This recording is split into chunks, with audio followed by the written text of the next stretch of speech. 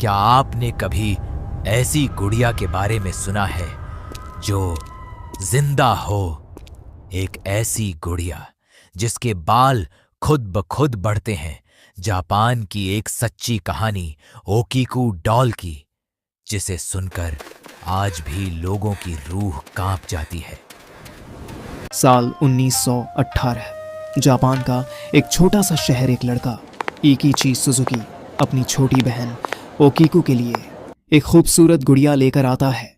वो गुड़िया दिखने में बिल्कुल इंसान जैसी थी। छोटी ओकीकू उस गुड़िया से इतना प्यार करने लगी कि वो उसे अपने साथ सुलाती, उससे बातें करती और उसे अपनी सबसे अच्छी दोस्त मानती। लेकिन एक दिन अचानक ओकीकू बीमार पड़ गई। घर में डर और चिंता का माहौल छा गया और कुछ ही दिनों में वो इस दुनिया को छोड़कर चली गई। पूरा परिवार टूट चुका था और उन्होंने उस गुड़िया को अपनी बेटी की आखिरी निशानी समझकर घर के मंदिर में रख दिया। लेकिन असली डर अभी शुरू हुआ था। कुछ महीनों बाद परिवार ने एक ऐसी चीज देखी जिसने उनकी रूह तक हिला दी। उस गुड़िया के बाल बढ़ने लगे थे। पहले छोटे थे, अब धीरे धीरे लंबे होते जा रहे थे।